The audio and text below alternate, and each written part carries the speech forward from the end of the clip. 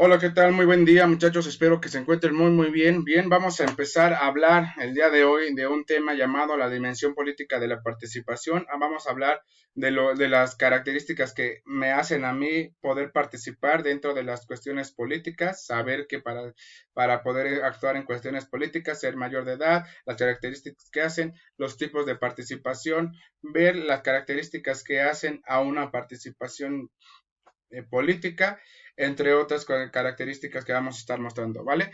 Pues si bien vamos a darle inicio al tema, espero ser claro, conciso. Si llegas a tener alguna duda, como siempre, házmela saber por medio de el, los comentarios y voy a tratar de atender todas las necesidades o dudas que se vayan presentando. Bien, vamos a empezar con esto. Vamos a hablar primero de qué es la participación política. Se nos habla de participación política, como aquí lo muestro en esta diapositiva, con tres características. Uno, se refiere a la intervención de los ciudadanos en la toma de decisiones públicas mediante el ejercicio de los derechos políticos. Una vez que se cumplen los 18 años, muchachos, tenemos nosotros derecho a participar en la toma de decisiones y los derechos y obtenemos derechos políticos. No quiere decir esto que desde que naces antes de los 18, 17 años no eres ciudadano mexicano, para nada. Tú eres ciudadano mexicano desde que se te registra en la entidad mexicana o lo que es el territorio mexicano. Pero un ciudadano políticamente se da a partir de los 18 años. ¿Por qué se considera los 18 años de edad? Porque es donde se considera que una persona ya está madura de manera psicológica, emocional y también para tomar ciertas decisiones que afecten o beneficien a él y a las personas con las que está rodeada. Entonces, al menos en México, esa es la edad que se sugiere que las personas puedan votar. ¿Estamos? Después de ahí, nos vamos a dar cuenta también que el segundo punto nos habla de incluye la participación directa mediante la posibilidad de elegir o ser elegido para ocupar cargos de elección popular. Una vez que contamos con los 18 años, nosotros tenemos la opción de escoger y elegir a nuestros representantes, ya como ustedes saben, hacer un país democrático, pues existe esa posibilidad de que nosotros podamos seleccionar quién me va a representar. O en mi caso, si cumplo con los requisitos esenciales, me puedo postular para ocupar un cargo de elección popular, siempre y cuando recuerden, respetando los lineamientos que nos marca la Constitución para ocupar un cargo de elección popular. Por último, hablamos de la participación indirecta a través del organismo de interacción ciudadana con los gobiernos y la posibilidad de acceder al servicio público.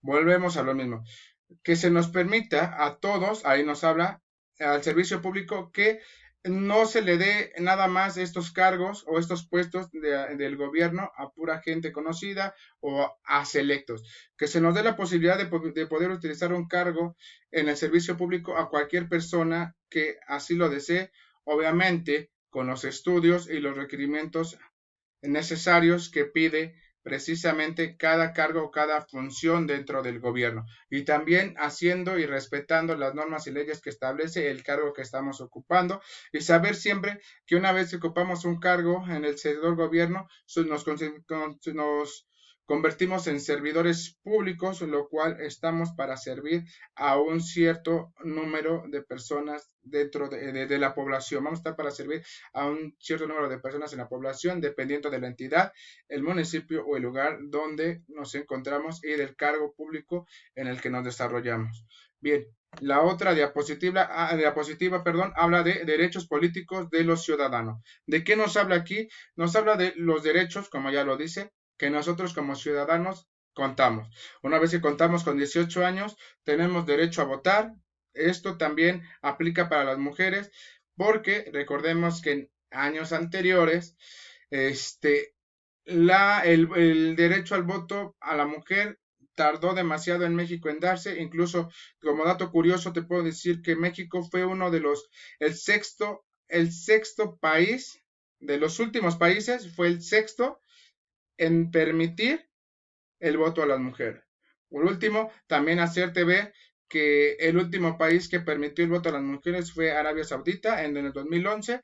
Sin embargo, las mujeres no pudieron ejercer su voto hasta el 2015.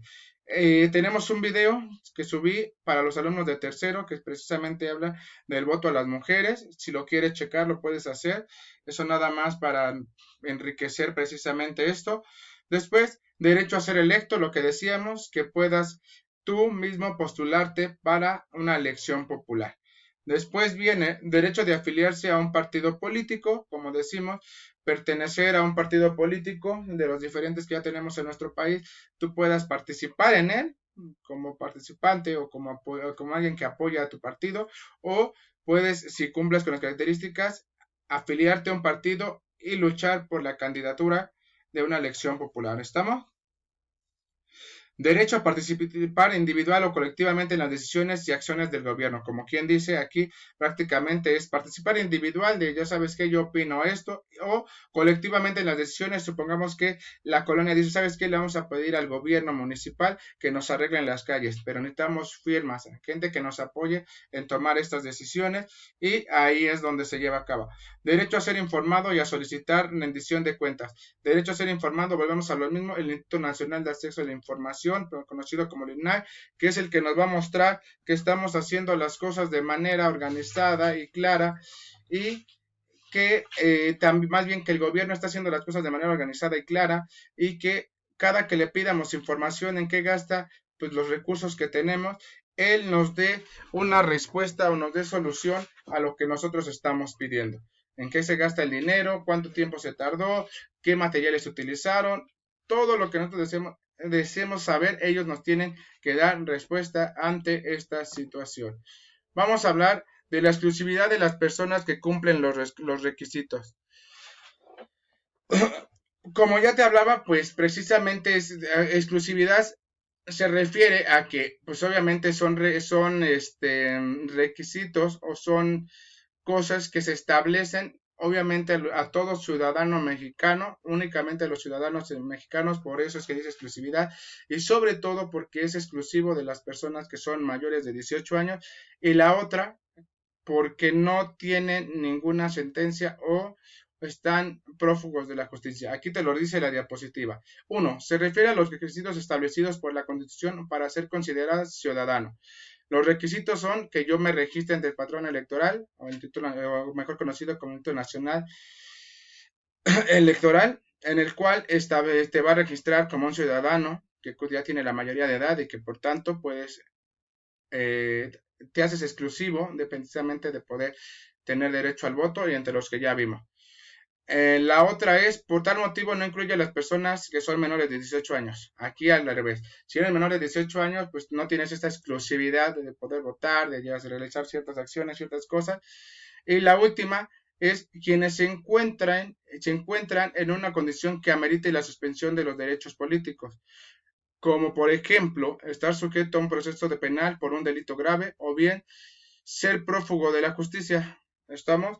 Estas características son lo que van a hacer precisamente que la persona no cuente con los derechos o esta exclusividad de poder votar, tomar decisiones, y pertenecer a un partido político. Estas son todas las características que lo van a hacer. Y por último, la participación política de los ciudadanos. ¿Cómo se da la participación política? Puede ser dentro del sistema de partidos o fuera de él.